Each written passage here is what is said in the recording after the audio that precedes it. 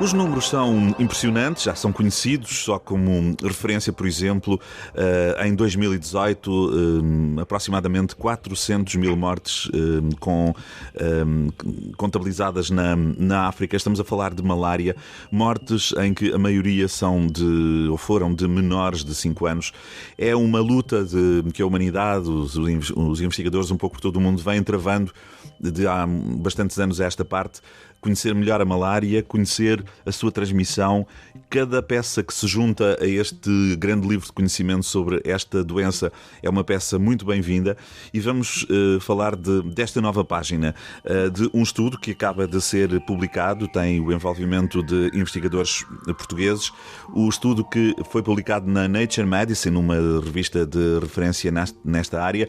Junta-se à conversa comigo, aqui na Antena 1, nesta emissão de Os Dias do Futuro, Nuno Osório, um dos elementos desta equipa de investigação, e Sílvia Portugal, no Hospital Universitário em Heidelberg, na Alemanha, para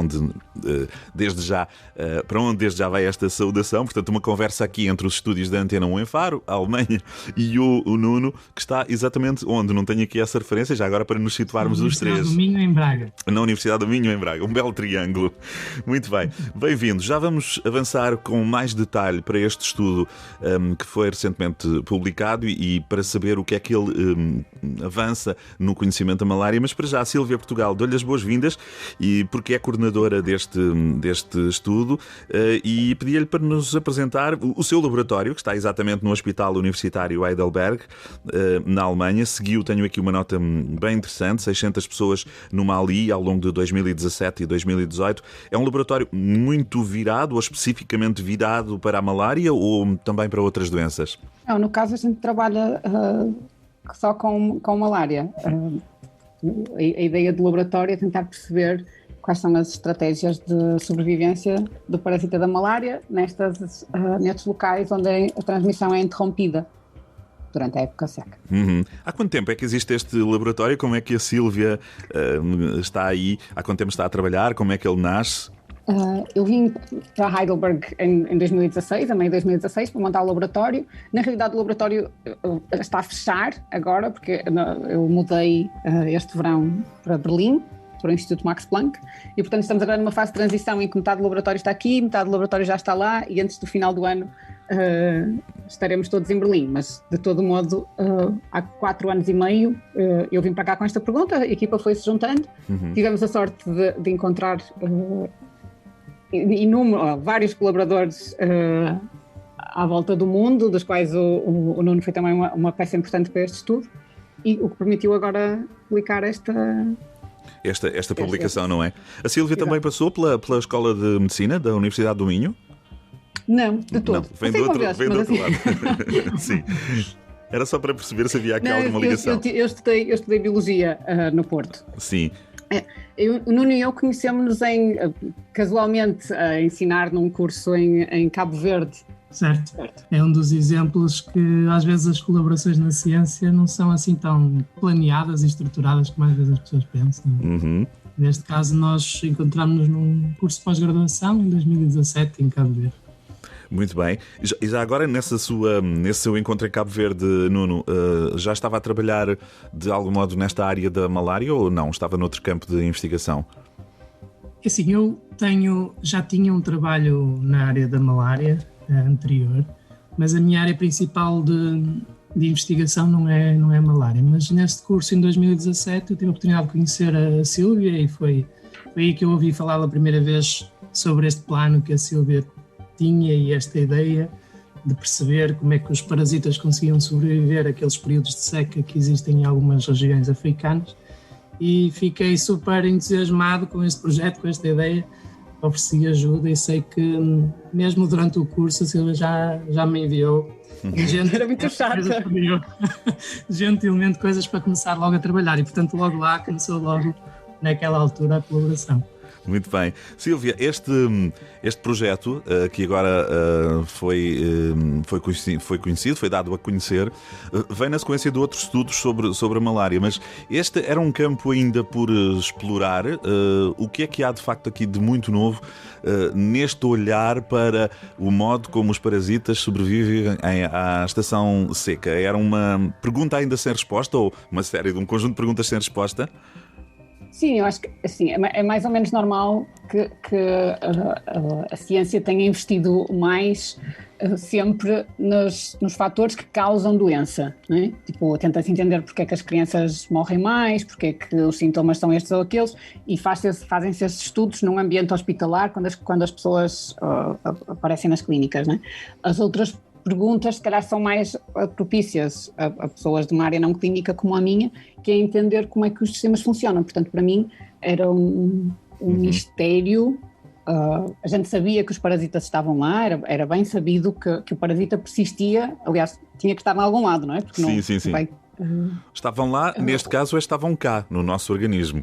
Estavam no organismo daquelas crianças. Sim. E tornou-se uma pergunta mais clara para mim durante um dos trabalhos que eu fiz no pós-doutoramento no NIH nos Estados Unidos, percebemos que manter aquelas infecções nem sequer fazia um boost, não sei como é que se diz boost, nem sequer não gerava uma resposta imune. Portanto, para mim isso tornou um pouco mais claro de que se calhar havia alguma coisa no parasita, ele próprio, que permitia aquilo. E evolutivamente o parasita beneficia muito com não arriscar a morte do seu hospedeiro e, portanto, que tenha uma estratégia para que isso não aconteça, tornou-se uma possibilidade, acho eu, mais clara. E a verdade é que todo este fuzuê à volta desta história que temos vindo, que eu e o Nuno temos estado a experimentar nos últimos 4 ou 5 dias,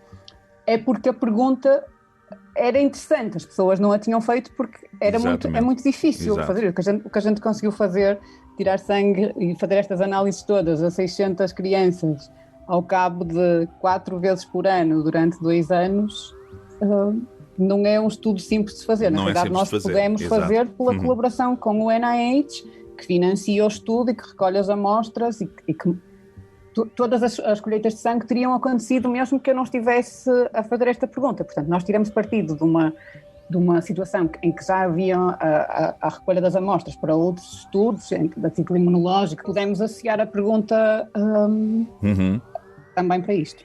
Mas já estava claro, Nuno, que o parasita sobrevivia nos humanos, neste caso nas crianças, durante esta época seca, ou essa também foi uma confirmação de que de algum modo vocês trouxeram com o vosso estudo, de que o parasita estava de facto nos humanos, estava neste caso nas crianças e não noutros organismos? Neste caso o estudo traz dados concretos sobre essa parte, né? Traz dados concretos de como é que o parasita consegue aguentar durante estes períodos, que em algumas regiões como a Mali são de cerca de 6 meses em que temos uma estação seca, e este estudo traz dados concretos que ele realmente persiste no hospedeiro humano, nas crianças, e dessas tais cerca de 600 crianças, 20% das crianças ainda mantinham, não é possível detectar lá o parasita. Sim. Portanto, mas está claro, este parasita sobrevive só em crianças, portanto em humanos, não sobrevive noutras espécies? Não. Isso é muito curioso. Este parasita só pode estar ou num mosquito ou numa pessoa. Sim. Não pode estar no mosquito na época da transmissão, não é? E na época... Sim. Pode eventualmente, se ele tem alguma capacidade, mesmo muito pouquinha, que não deve ser significativa, de infectar algumas espécies de símios que não têm nenhum impacto em termos de reservatório. O reservatório do parasita que causa a malária em humanos são os humanos. Os mosquitos desaparecem, os mosquitos desaparecem e têm o seu próprio mistério sobre o que é que lhes acontece durante a época seca. Há estudos bastante interessantes também sobre isso, mas os mosquitos que se encontram, que fazem essa ponte entre 2 estações de transmissão, nunca se encontrou um mosquito infectado. Possivelmente porque o custo de carregar um parasita para um mosquito é muito maior Sim, sim. do que para um humano, e portanto não há capacidade de sobreviver. Já uma época difícil que é de seca, o ter que ir para muito longe e ainda ter que levar com um parasita em cima não é possível. Mas nos humanos, e isso já se sabia, é frequente encontrar-se infecções assintomáticas durante a estação seca. O porquê de nas crianças e não nos adultos? Sim, era essa a minha questão também. O que é que há de especificidade nas crianças? Na realidade é o que é que falta.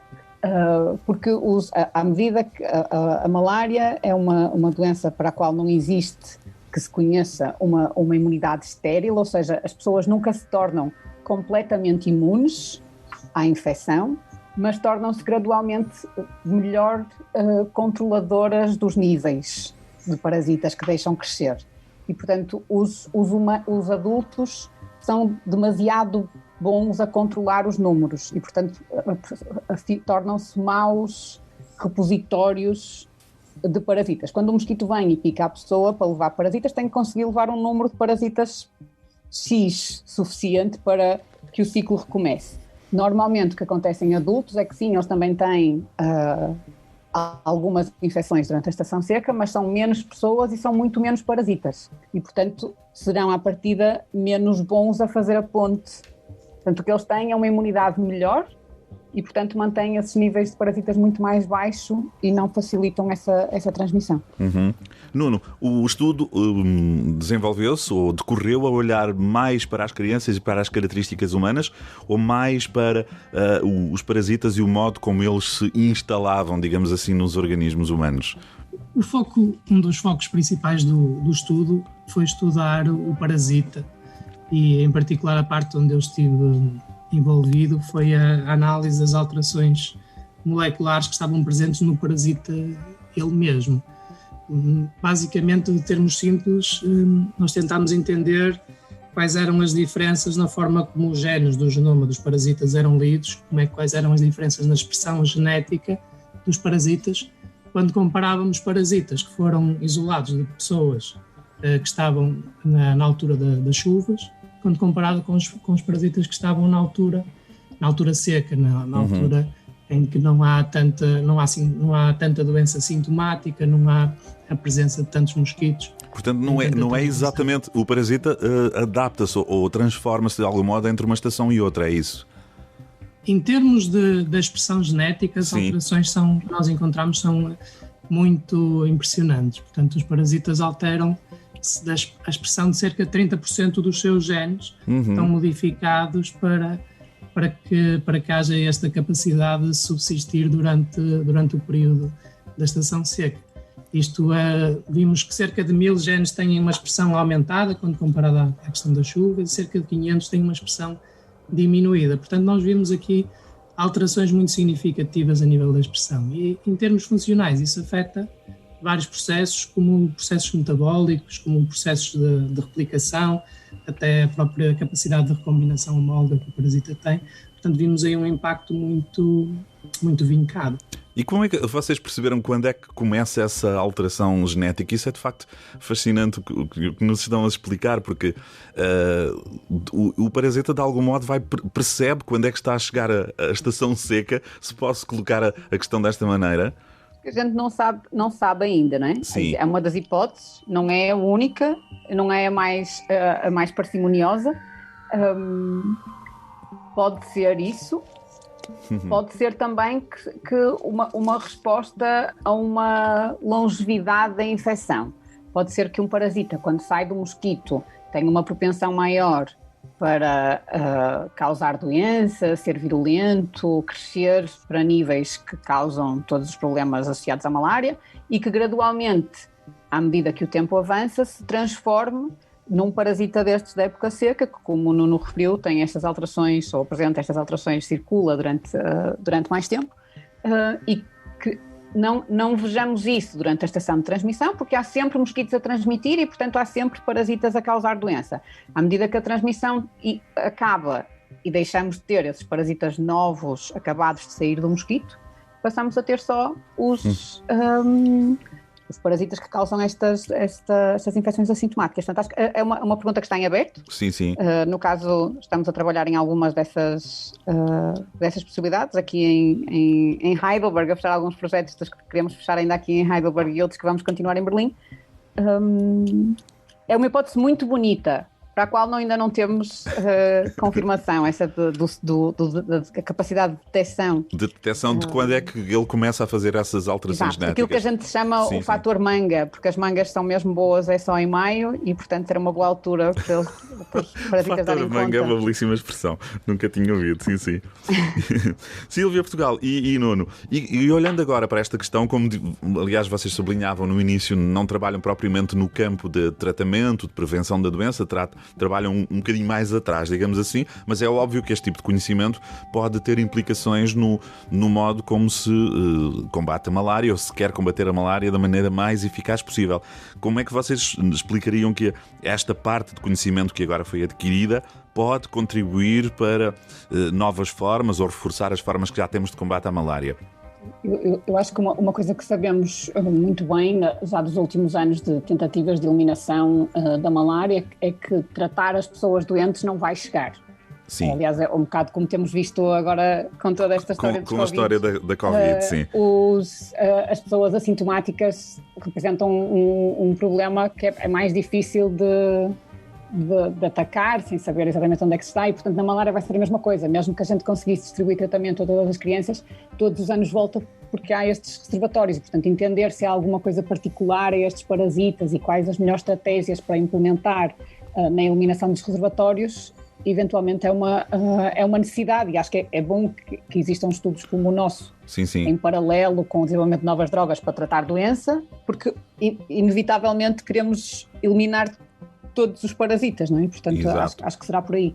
Não, mas o que a Sílvia acaba de dizer pode desenhar aqui um cenário que é uma possível intervenção durante a estação seca nestes indivíduos, nestas crianças que são assintomáticas.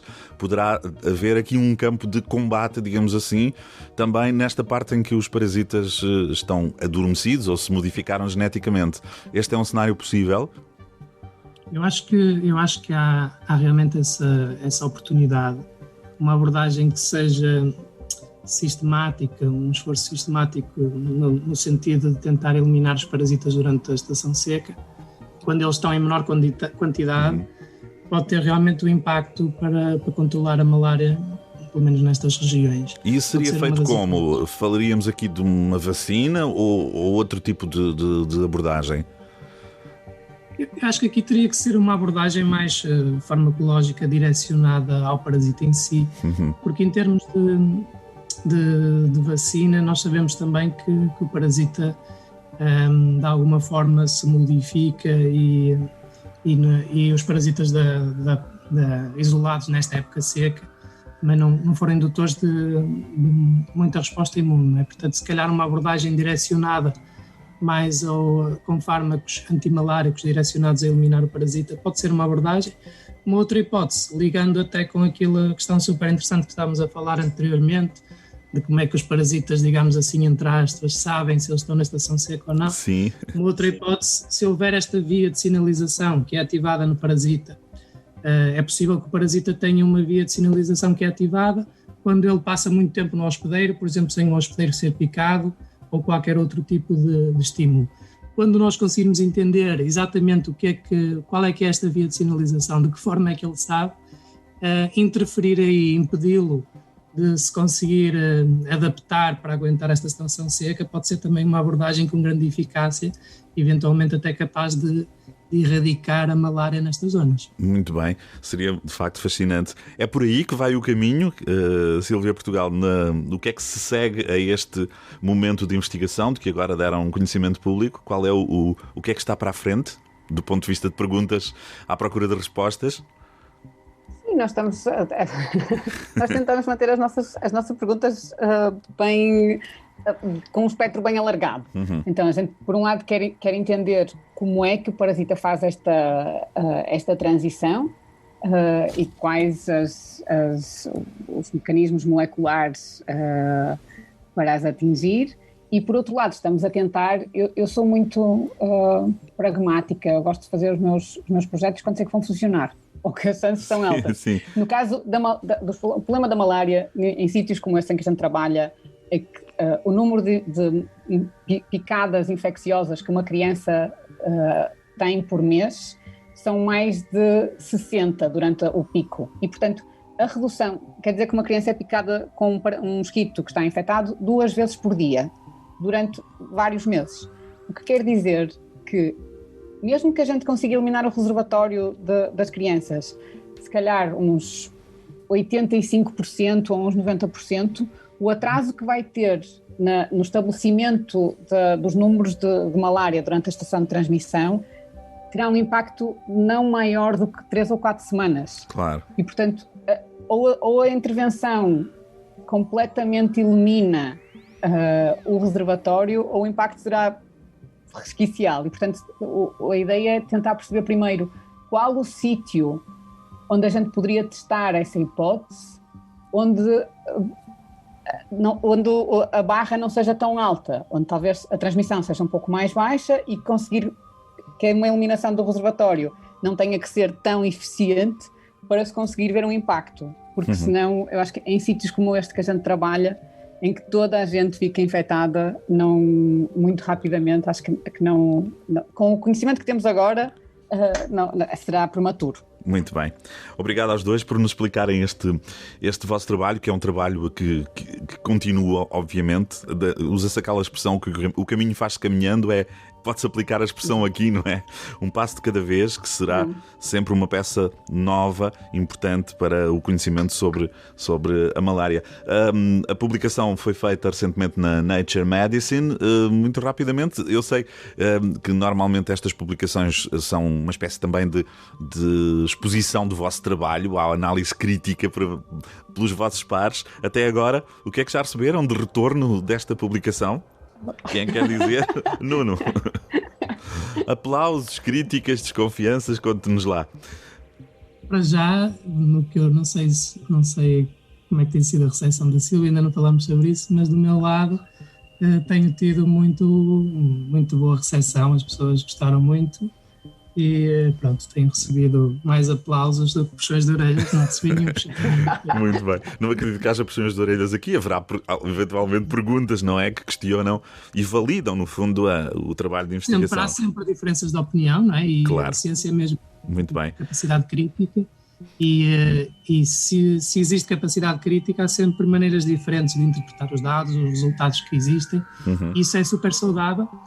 E é isso que tem acontecido, e também muita admiração pelo trabalho que a Sílvia foi capaz de coordenar e levar para a frente, porque realmente não é um trabalho normal, para mim é algo fantástico ter sido possível fazer isto. Muito bem. Sílvia, uma última nota.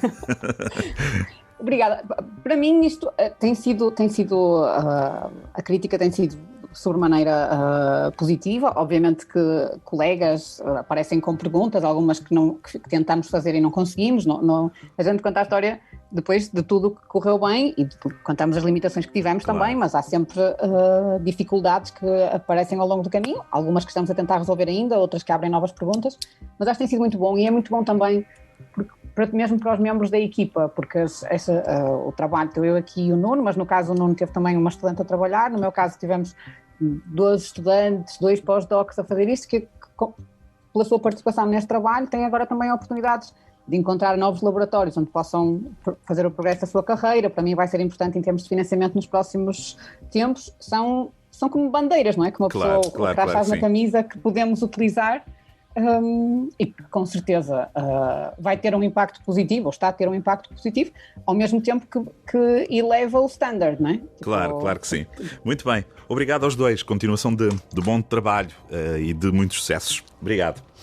Muito obrigada. Nuno Osório, investigador do Instituto de Investigação em Ciências da Vida e Saúde da Escola de Medicina da Universidade do Minho, e Sílvia Portugal, que coordenou este estudo a partir do Hospital Universitário Heidelberg, na Alemanha. Os dois investigadores que assinaram este estudo, que traz respostas sobre como é que o parasita da malária sobrevive ao clima seco. Ponto final na emissão de hoje de Os Dias do Futuro, um programa de Edgar Canelas, que pode voltar a ouvir em RTP Play. ok? Voltamos no próximo sábado.